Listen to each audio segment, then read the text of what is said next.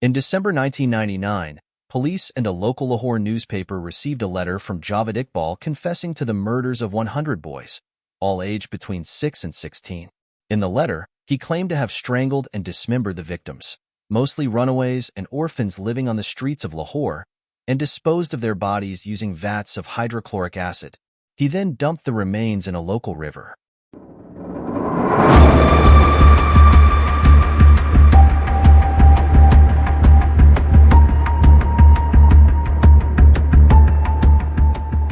Now, the question is, who is Javed Iqbal? Born in 1961, Javed Iqbal was the sixth child of Muhammad Ali Mughal, a well-off trader. He did his matriculation from Islamia High School. He started his own business in 1978 when he was an intermediate student at the Islamia College, Railway Road. His father bought him 2 villas in Shadbagh. Iqbal set up a steel recasting business in one of the houses and lived in the other one. There he started to live with young homeless and runaway boys for years. For several years, Iqbal resisted the efforts of his family to arrange his marriage. One day, he stunned everybody by declaring that he had selected a bride for himself. She was the elder sister of one of his victims. The purpose was to stop the boy from deserting him. The marriage, which took place in 1983, lasted for a couple of months. In an identical move, Iqbal married his youngest sister to one of his boys, Muhammad Iqbal. People who knew Javed Iqbal termed him an evil genius. Javed was 3 times arrested and charged with harassment.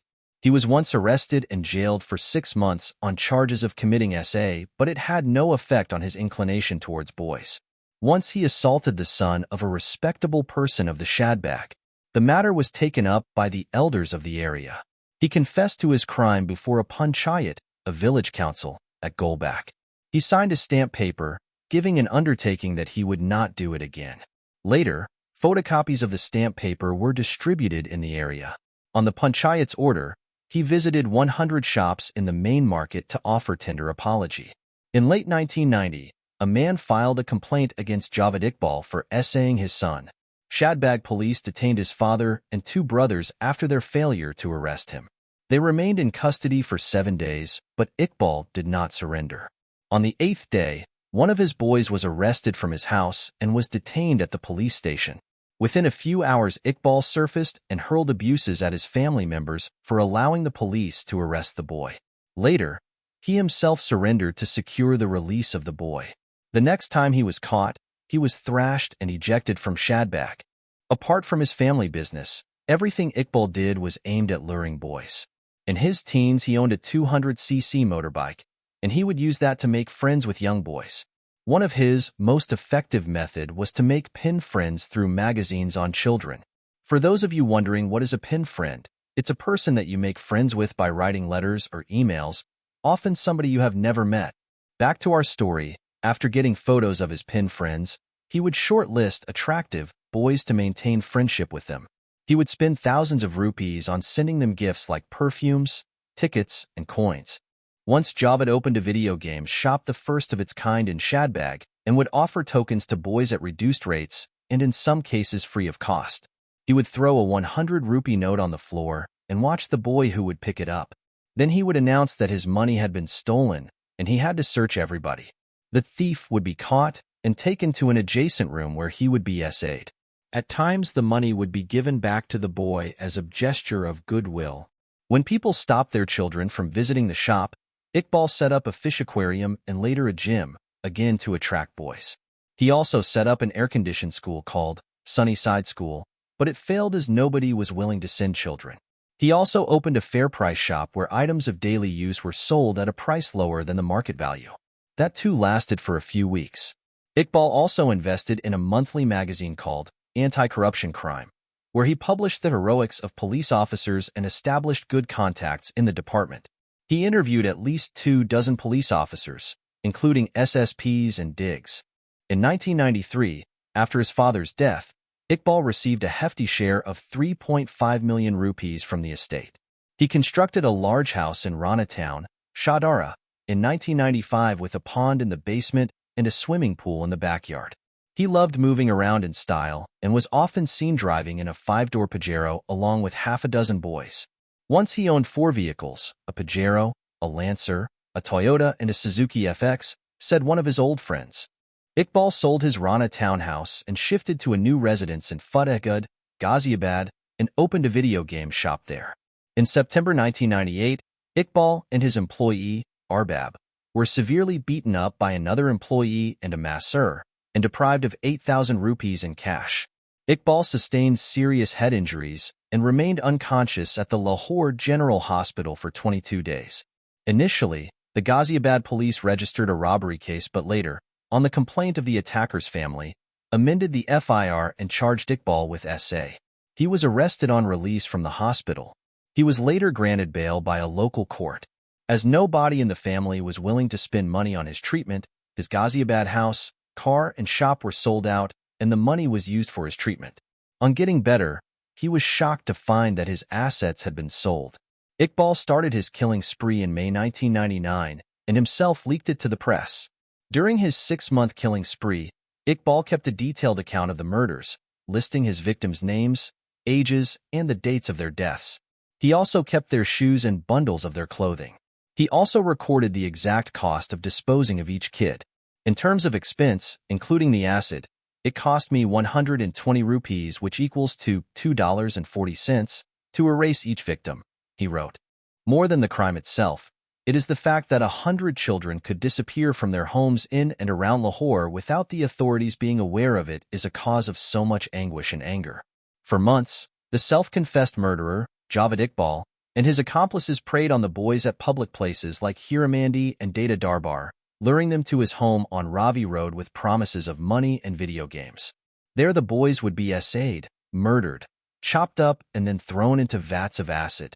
Meticulously, their clothes and shoes would be tagged and stored. The only reason this killing spree has come to an end is no thanks to the police. After he had killed 100 victims, the murderer reached the target he had set himself and wrote to the police and a newspaper. The police officer who initially received the letter seems to have discarded it, and news reporters reached the scene of the crime before the cops did. Had Iqbal decided he would kill 500 children, I have little doubt he would still be at his gruesome task, unhindered by the minions of the law. Upon arrival of law enforcement at his residence, they found bloodstains on the walls and floor with the chain on which Iqbal claimed to have strangled his victims, photographs of many of his victims in plastic bags. These items were neatly labeled with handwritten pamphlets. 2 vats of acids with partially dissolved human remains were also left in the open for police to find, with a note claiming, "The bodies in the house have deliberately not been disposed of so that authorities will find them."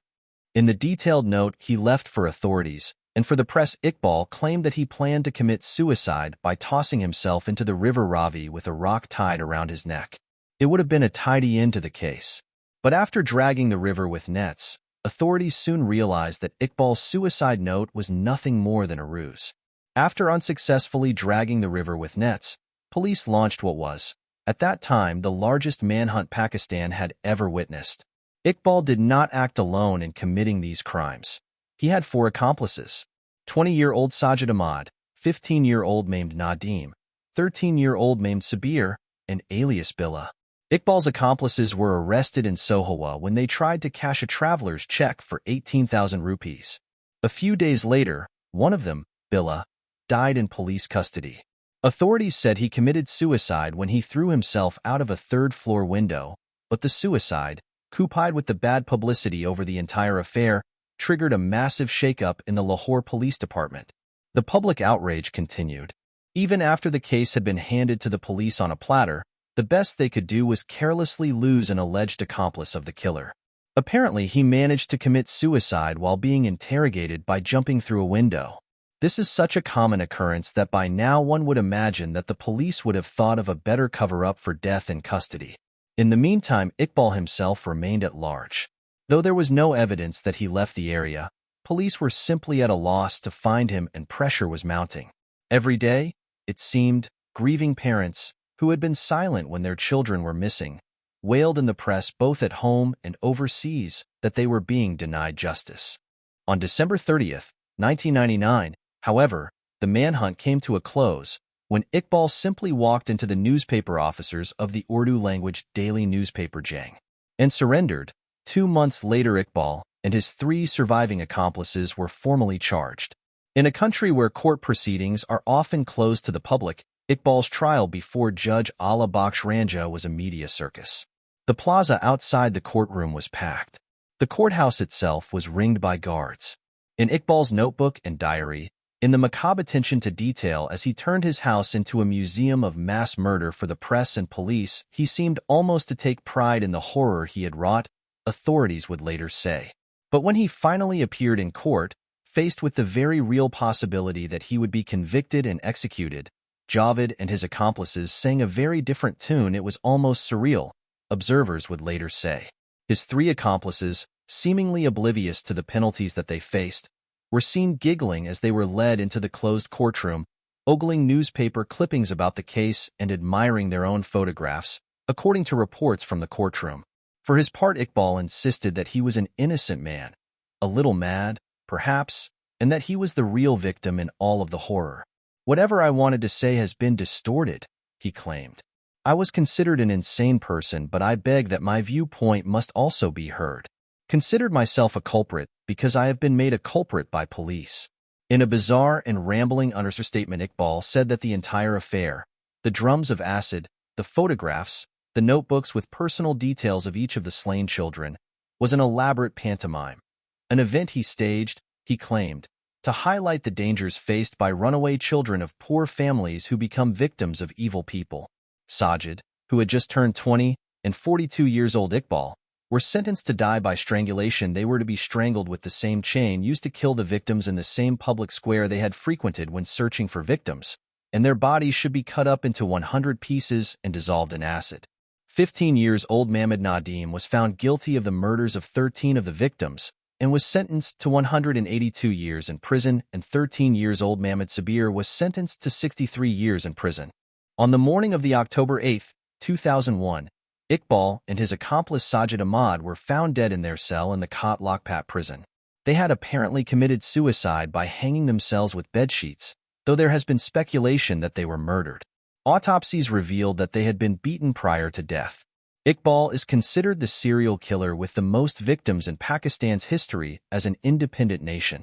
You're probably wondering by now about his motive for these crimes. Well, Iqbal claimed that the motive for committing the murders was his anger over a perceived injustice at the hands of Lahore police. They had arrested him on charges relating to an act of SA against a young runaway boy in the 1990s. The victim of this SA had severely bludgeoned Iqbal, predominantly about the head, rendering him unconscious.